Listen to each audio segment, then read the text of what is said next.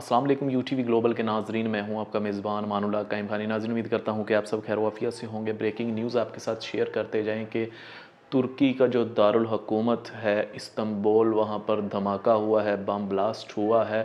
उस bomb blast के नतीजे में 81 अफराद ज़ख्मी हैं और 6 जो हैं वो इस वक्त जाँ बहक हो चुके हैं। ये इतलात इंटरनेशनल मीडिया के मुताबिक आ रही है। नाज़रीन, ये ब्लास्ट करवाने वाले कौन लोग हैं, इनके पीछे क्या हक़ाइक़ हैं, इस पर बात करेंगे। सबसे पहले साद हुसैन रिजवी साहब ने ट्वीट की है कि मुस्लिम ब्रादर तुर्की के शहर इस्तांबुल में ब्लास्ट के नतीजे में होने वाली कीमती जानों के ज़िया पर रंजीदा हैं।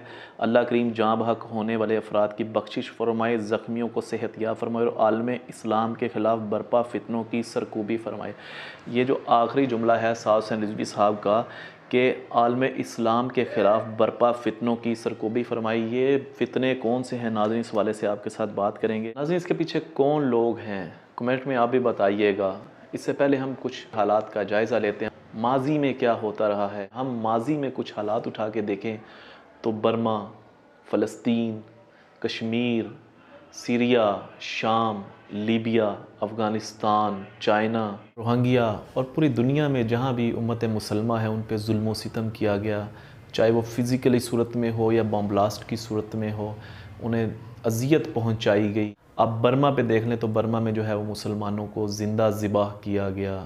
फ़लस्तीन की तरफ आएँ तो वहाँ पे मुसलमान जो है बैतुल मुक़द्दस की आज़ादी के लिए आज तक लाखों शहादतें दे चुके हैं। कश्मीर की बात करें तो वो भी अपनी आज़ादी के लिए जो है एक अरसे से अपनी एक जंग लड़ रहे हैं इंडिया के साथ, जो वहाँ पर इस वक्त काबिज़ है और हज़ारों लाखों की तादाद में मुसलमानों ने वहाँ पे शहादत दे चुके हैं। वो भी इस वक्त सीरिया, शाम, लीबिया और अफ़गानिस्तान, चाइना, मतलब इन मुल्कों में भी जो है मुसलमानों पर इतना जुल्म व सितम किया जाता रहा कि वहाँ की बच्चियाँ जो हैं उन्हें दरख्तों से बरहना करके उल्टा लटकाया जाता रहा। अफ़गानिस्तान की बात करें तो वहाँ पे एक अरसे से जो है जुल्म व सितम जारी था, लेकिन तालिबान ने आखिरकार फ़तह हासिल कर ली। हज़ारों लाखों की जो है शहादतों के बाद उन्होंने ये एक फ़तह हासिल की।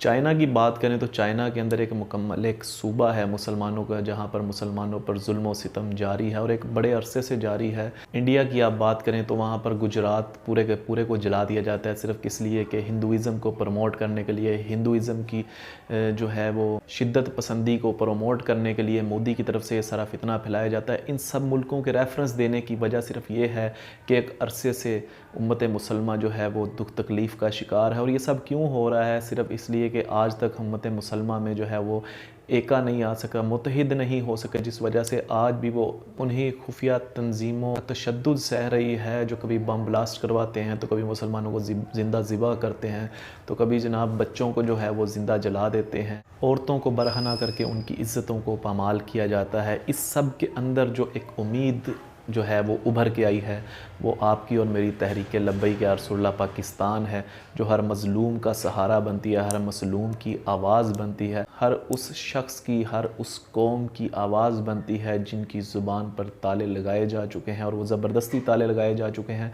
ये अपडेट्स थी तुर्की के हवाले से और मैंने इसमें जो है तमाम पस मंज़र शो कर दिया। पस मंज़र को शो करने का एक ही मकसद है कि आइए और आप भी जो है वो एक हकीकी सच्ची उभर के आने वाली इस्लामी मजहबी सियासी पार्टी को सपोर्ट कीजिए, जो तहरीक लब्बैक या रसूलुल्लाह पाकिस्तान है।